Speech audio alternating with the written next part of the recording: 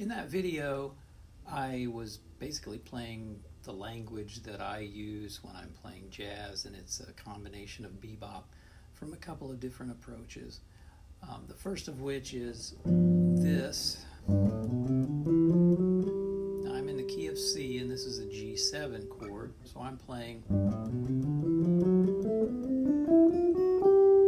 that group of notes is essentially a C major scale from G to G, and I'm playing a passing tone between F and G.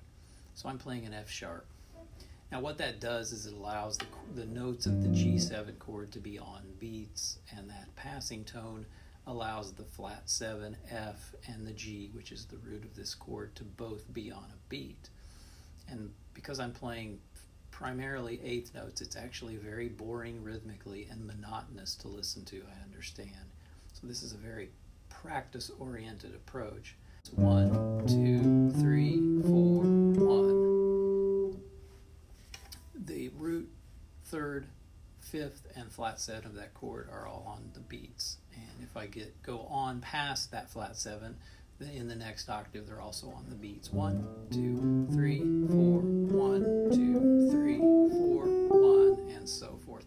If you change directions and don't skip notes, that all works itself out.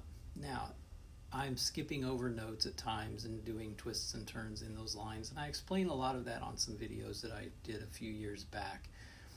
The other approach that I use is from the major scale, again, that fits with the key I'm in. I'm in C major. I will play this group of notes, and I'm starting it on C, so this is going to sound more like a C major scale. But that group of notes includes a passing tone between 5 and 6.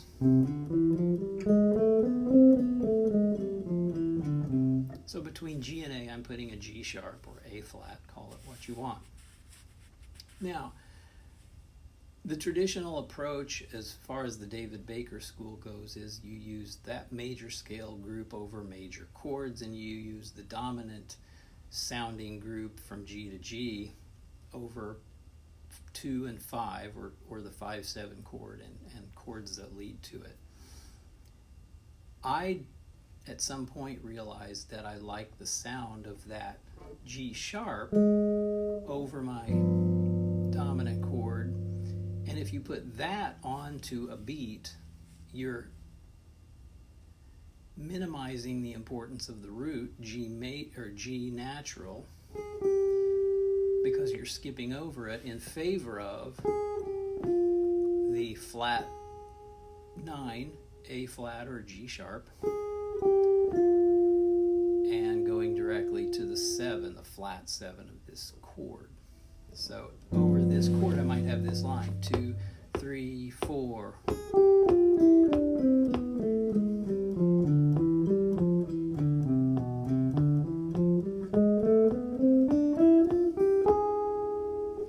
And I like that tension. When you use it in lines and don't land on it like I just did, It's a lot more subtle, and it does work. So I'll put some diagrams of these things online with these videos. There are some other things that I do sometimes over the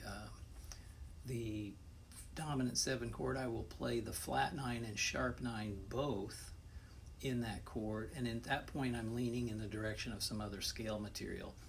But I learned from Jimmy Bruno that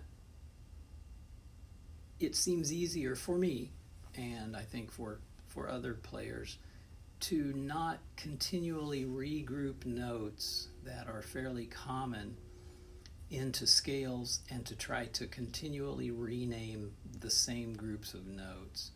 And one of the things I loved about his approach whenever I studied with him online was that we still focused on the group of notes that is the primary key center, in this case C major, and occasionally we're adding some seasoning, which are those altered notes. And I think that approach worked a lot better for me. It helped me to unlock some of what I was capable of doing, but intellectually I was holding myself back because I wanted to be so overly analytical.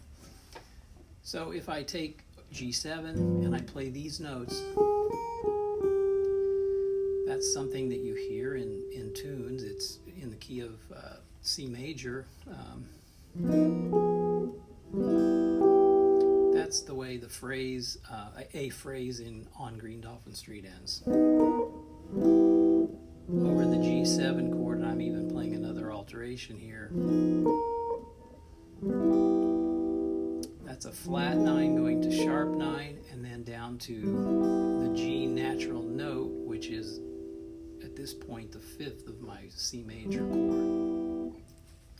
So I like the sound of this if I just play this scale.